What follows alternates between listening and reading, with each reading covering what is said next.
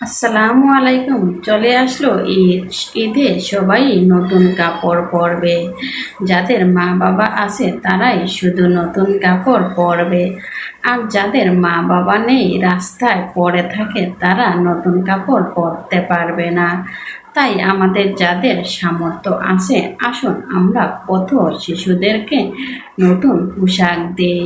পোশাক দিলে তারা অনেক খুশি হবে, কারণ তাদেরকে দেখার মতো কেউ নেই, ওরা এতিম।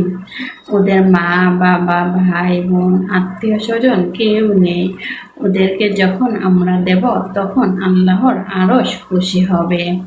তাই ঈদ মানে শুধু নিজে একা একা নতুন কাপড় পরা না, আশেপাশে যারা আছে তাদেরকে দেখার দায়িত্বও আমাদের আমাদের উপরে রয়েছে। যাদের আমাদের অর্থ আছে, যাদের নেই তাদের উপরে নেই।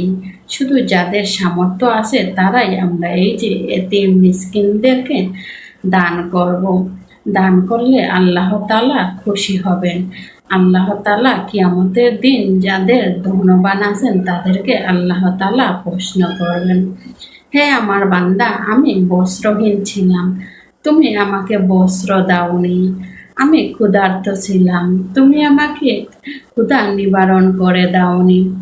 তখন আমরা আল্লাহকে জিজ্ঞাসা করব, হে আল্লাহ, আপনার তো এগুলার দরকার নেই।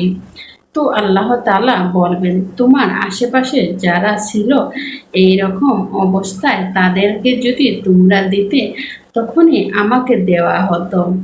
তাই আসুন আমরা অসহায় এতিম মিসকিনদের সাথে ঈদটা ভাগাভাগি করে নেই, যাতে সবাই আনন্দে খুশিতে আমরা ঈদটা উদযাপন করতে পারি।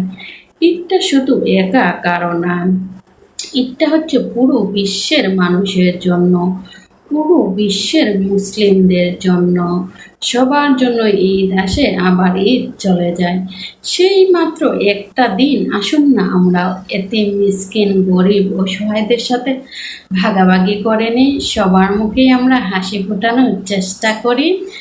তাহলে আমার আজকের ভিডিও এই পর্যন্তই। জানি না, অনেকে বলেন শুধু আমি নাকি জ্ঞানের কথা দিয়ে যাই। ভাই, এগুলা যদি জ্ঞানের কথা হয়, তাহলে আপনিও এগুলা করেন ভাই। এই কাজে যদি আমার উসিলায় একজন মানুষও যদি উপকৃত হয়, তাহলেই আমি সার্থক ভাই। তাহলে আজকে এখান থেকেই বিদায় নিলাম। সবাই ভালো থাকবেন, সুস্থ থাকবেন, আর আমার ভিডিওগুলো যদি ভালো লাগে অবশ্যই লাইক কমেন্ট শেয়ার দিয়ে পাশে থাকবেন। আর যারা আমার ইউটিউব চ্যানেল থেকে দেখেন, তারা আমার চ্যানেলটিকে সাবস্ক্রাইব করে নেবেন।